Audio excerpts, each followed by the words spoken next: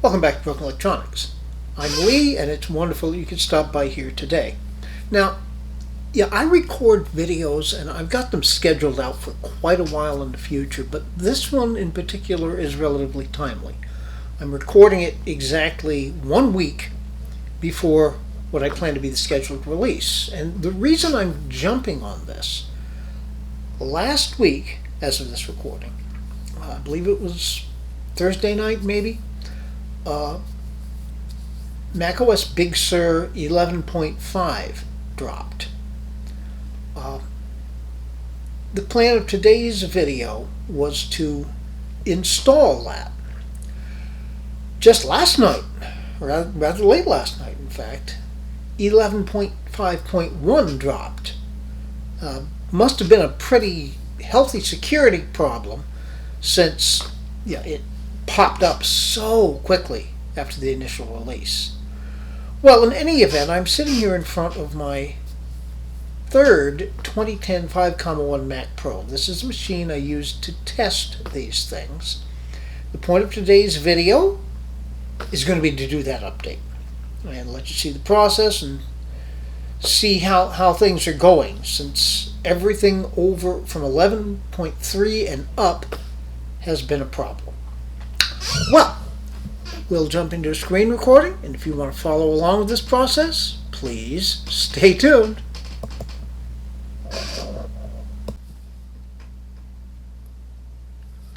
Well, here we are on the desktop. Just to get a quick look at what this is going on here.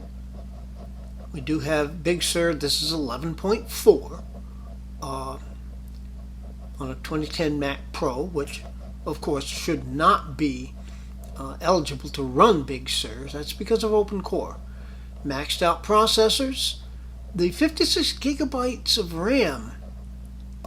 It's a little odd because there is a module in there. It's not reading. I've swapped the RAM around a number of times.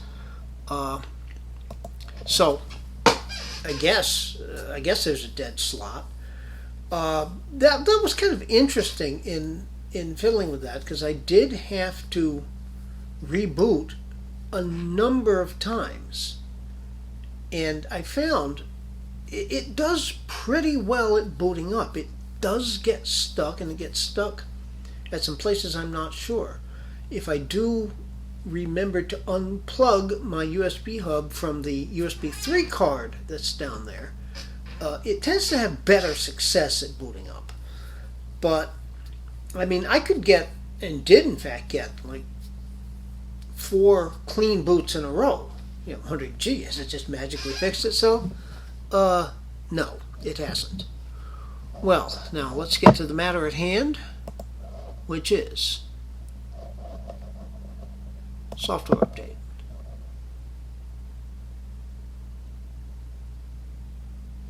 And here's our update.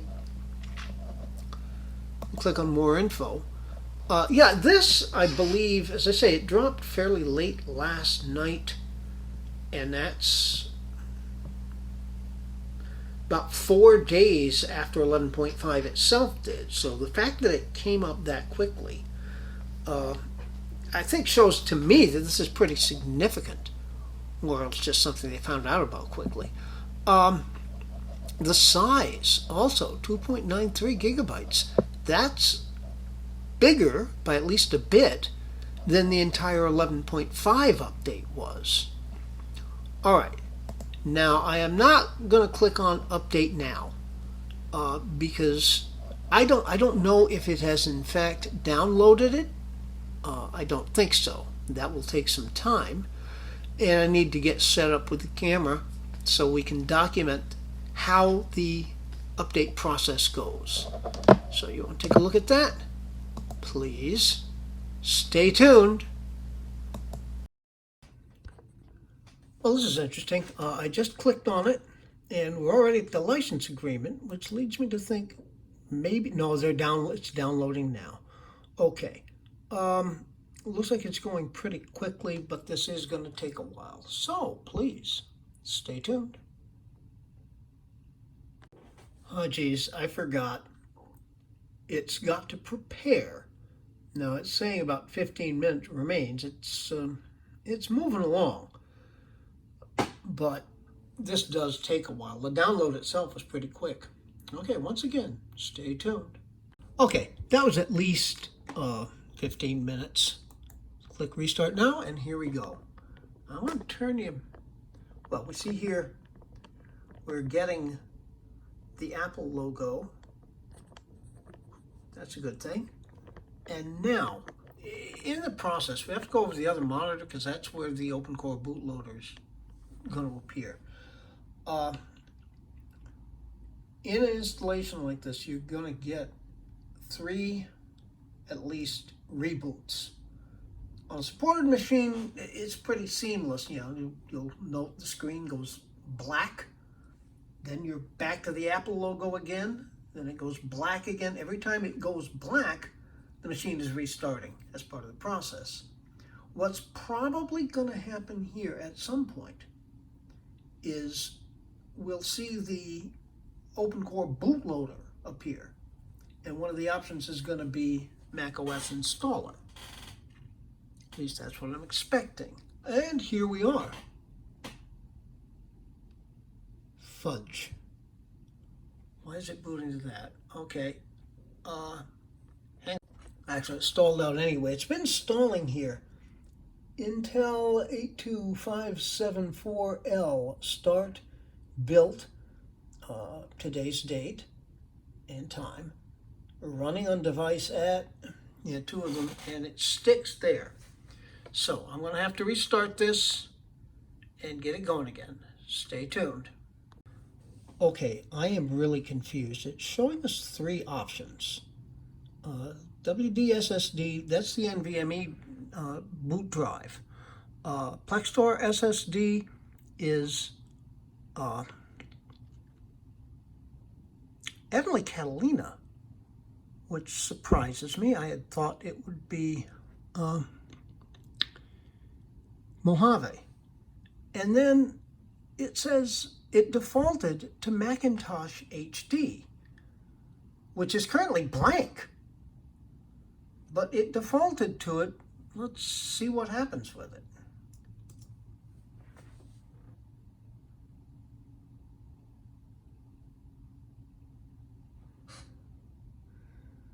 Got a little further. USB 3. I did remember to unplug the hub. All right, so I'm going to have to go at this a number of times here until we see where it actually boots to. Stay tuned. Okay, here's what I think is going on. The OpenCore EFI bootloader does have a tendency to mislabel things. So I am relatively sure that what it's calling Macintosh HD, because I formatted that, I am relatively certain that that is actually the installer. So let's stay with that and see if we can get the installer to boot up again. Still sticking on that same place.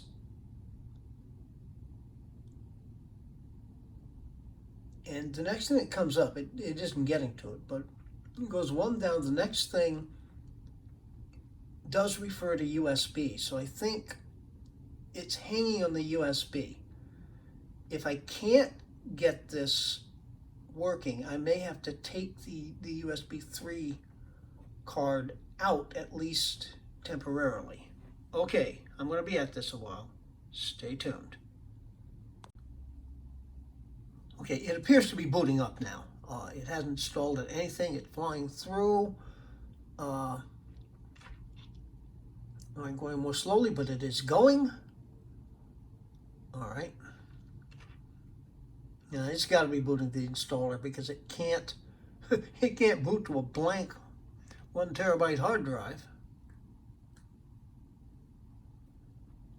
And we should end up soon back at the Apple logo for a while. Maybe we're just seeing everything going on in the installation.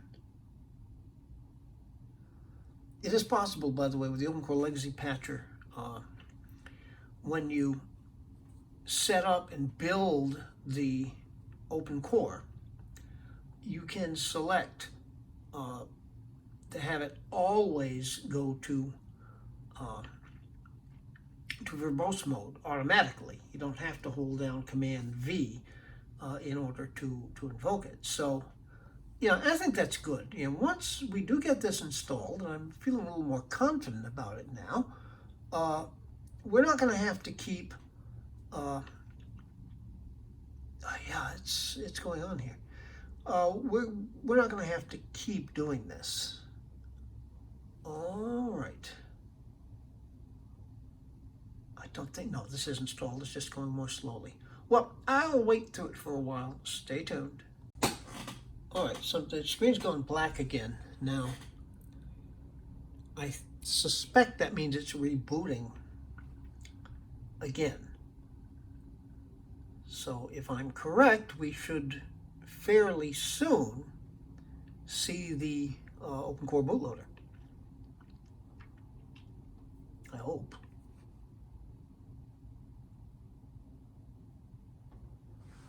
It's doing nothing right now. Oh, here we are. And we're going to boot into the drive itself.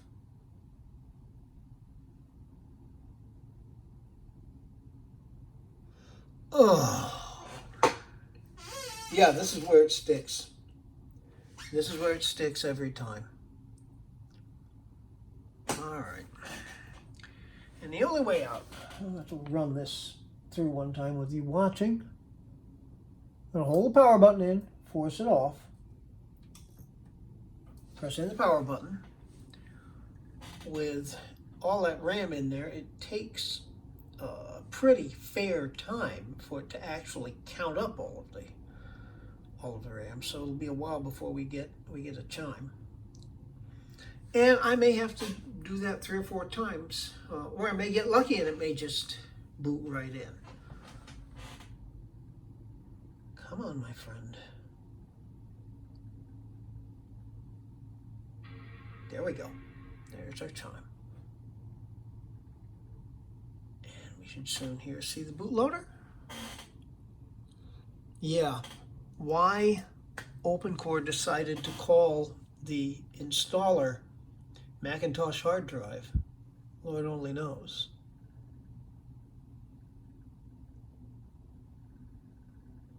Well, that bottom line, it says all kernel threads created per interface still have been scheduled at least once. Proceeding. So at least it's a different place if we're in fact stalled here. Stay tuned. This is where it stalls, and it's done it 4 times in a row now. Now there was one time where it went one line further. The next line, which we cannot see, is USB. They refer to this as a race condition. What that appears to be is when the software, the operating system in this case, is waiting for a response from something over which it has no control. If it does not get that response, it hangs. Now, why that's called a race condition, I don't really know, but that's what's happening. It's waiting for something to respond. And I think it's that next line down. I'm going to try this a few more times. If I can't get it, I'm going to have to take the USB card out, at least to get the installation done. Stay tuned. Okay, it's moving now. Finishing up the installation on the SSD.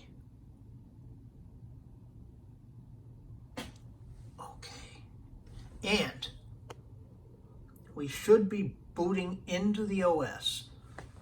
That was only one more time from the previous clip, so I did not have to take that USB 3 card out. A normal boot, this goes pretty quickly. I don't know how much it's doing now behind the scenes. It was kind of interesting seeing the verbose input and all that stuff that goes on while you're generally just looking either at a blank screen or an Apple logo with a progress meter. Okay, we'll bring you back when something happens. Stay tuned. Well, I think it's rebooting. It ran on the main monitor. Then it went to verbose mode in the secondary monitor, which then shut itself off. So I'm expecting a reboot. Stay tuned. Well, here you can see this. I don't know how well you can see it. That last line. Series of numbers in Apple USB 3.0 XHC. That's what comes up right after that place where it usually sticks. It's not going to go past here. So, what's causing it to hang up here is USB 3. Well, I'm going to do the same thing. It's a pain to take that PCIe card out and then put it right back in again. So I'm just going to try it a few more times and see. Stay tuned. Got past it that time.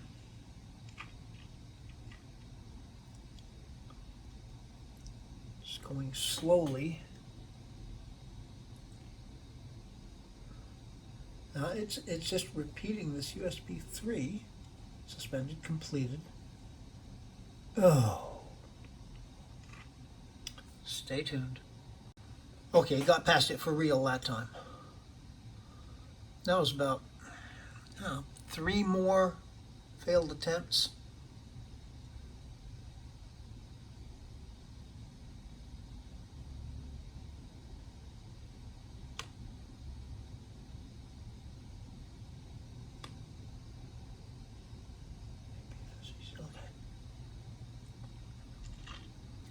All right. Now, with any luck at all, yes, is this the final boot? It's taking its time about it, certainly.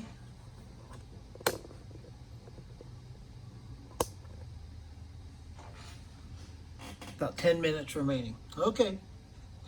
Well, thanks for hanging with me so far. Stay tuned. Well, it kept going to about a minute remaining, now less than a minute remaining. The thing is, it's probably going to reboot again, which is the whole problem. We'll find out. The annoying thing is, once it finally does boot, it runs really, really well.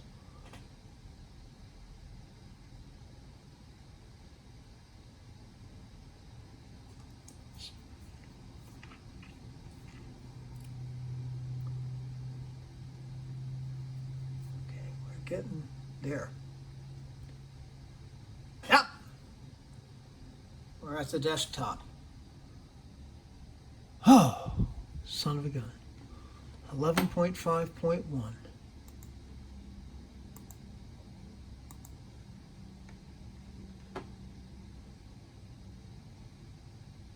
Okay, 11.5.1, sure enough.